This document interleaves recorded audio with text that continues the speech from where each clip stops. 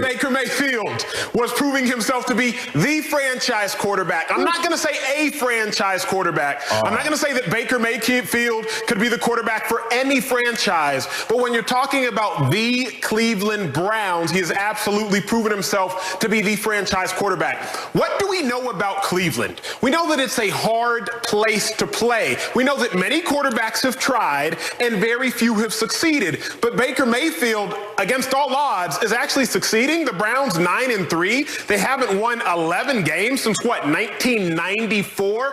But really, Marcellus, I had to kick back and think about exactly why I'm right on this one, and I thought about this.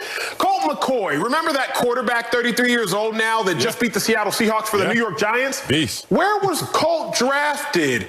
Oh, the Cleveland Browns went 6-15. Robert Griffin, you know, the quarterback that looked very competent on Wednesday afternoon football before pulling his hamstring?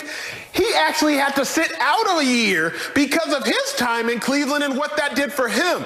So what I realized is being a quarterback in Cleveland clearly must be harder than we think. And just like some classes get graded on a curve, I think that some quarterback play, specifically in Cleveland, needs to be graded on a curve. If Baker Mayfield just went out there and dominated a playoff team, which we know in the Tennessee Titans, 4 touchdown passes, 290 yards at halftime, I think it's abundantly clear at this point that Baker Mayfield is the franchise quarterback. I'm not saying he's a franchise quarterback, but he is the franchise quarterback for the Cleveland Browns. No way. No how.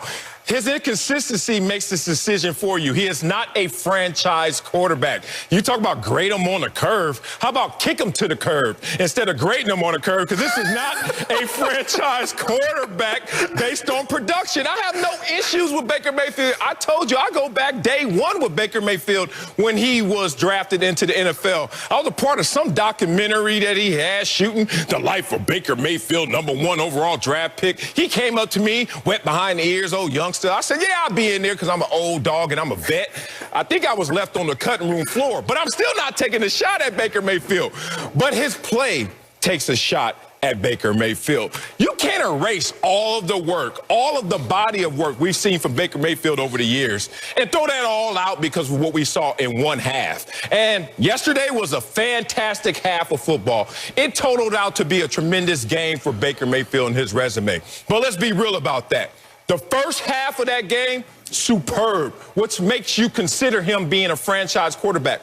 The second half of that game, look, they had the huge lead. I get it. You're preserving that lead. But that turned out to be a one-score game in which you only scored 3 points after the half. So it takes me to a conversation about Baker Mayfield because he's up and down. Just like in this game, he was hot, and then he was something less than. What about the Cincinnati game earlier this year? He was hot for the second half, but something else in the first half. What about the Pittsburgh game?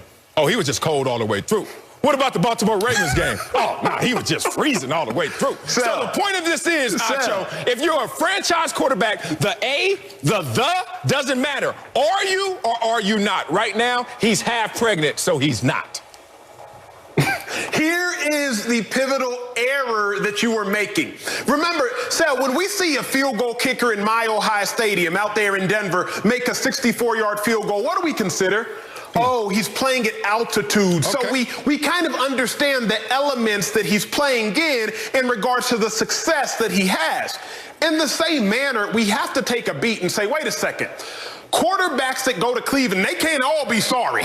Like every quarterback that has played in Cleveland the last 2 decades, it's not possible that all of these Heisman finalists, Robert Griffin, Colt McCoy, Baker Mayfield, it's not possible that they just all sorry.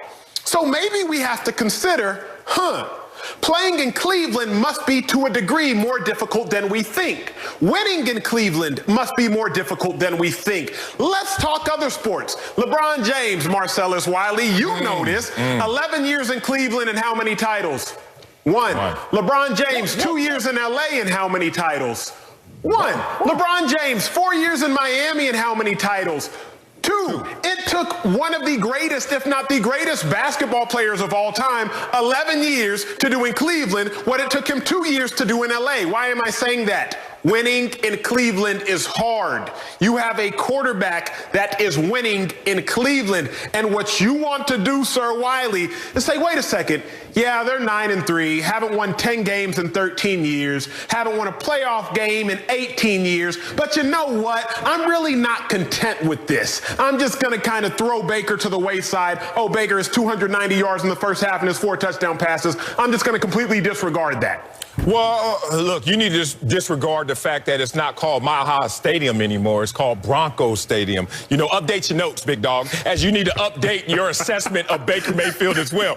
Seems like you're doing a little too much updating because you saw one half of football and said, oh, that's all I need to know. Because Baker Mayfield's playing in Cleveland. And if you're playing in Cleveland, guess what, boys and girls? All you need to do is have 2 good quarters. Erase all of the rest of the ills that we've seen from you over games, over seasons from Baker Mayfield. There's still question marks about Baker Mayfield. Here's a couple of question marks. How are you going to fare against the good teams when you face them, Baker Mayfield? Now, yesterday, he beat the Tennessee Titans. Oh, great. But let's look at the up and down, because there's a body of work that suggests that he has a little more work to do in terms of beating those same teams. Look at this. Completion percentage in wins versus losses. Is that the same player? Oh, what about touchdown-interception ratio? Same dude, Baker, the one on all the commercials? What about the passer rating? Oh, come on, Baker Mayfield. No way do you fall off a cliff like that. Yes, he does. 5 games this season, completed less than 60% of his passes. Only Carson Wentz is worse than that. But then he has 4 games where he completes over 70% of his passes.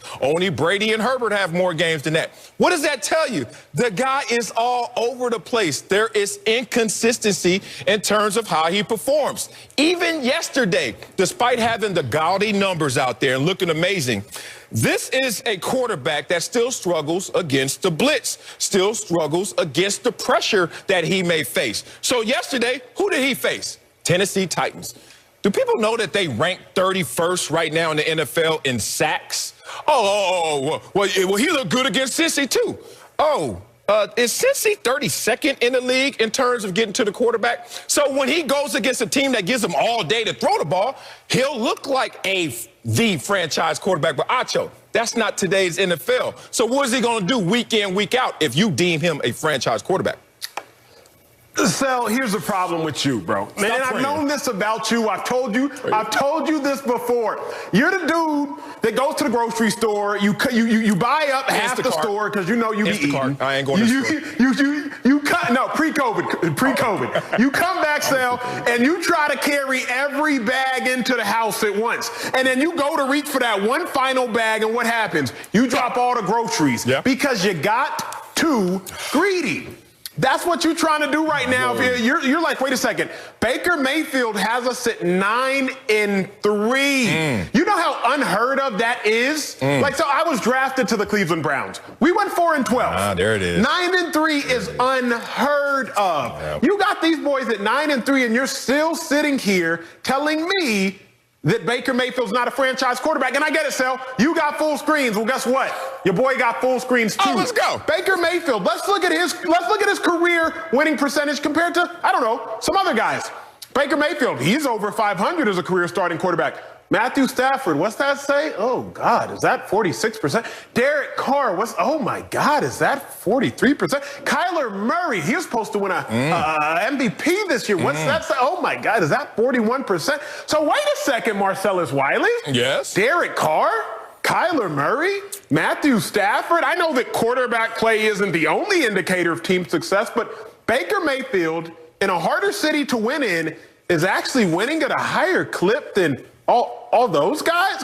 Make that make sense, please. I'll make it make sense. This is a 9-3 team that you have lost your mind thinking that they're either undefeated or they're Super Bowl bound because you're not diving into the details of what a 9-3 team looks like. When the last time you heard of a 9-3 team that had a negative point differential? Oh, I'll wait. Nobody's in the studio but me, so I'll wait. Negative point. Hold on. Wait a minute. You've won 9 games, only lost 3, and you have a negative point differential? Curious minds want to know how in the hell you pull that off.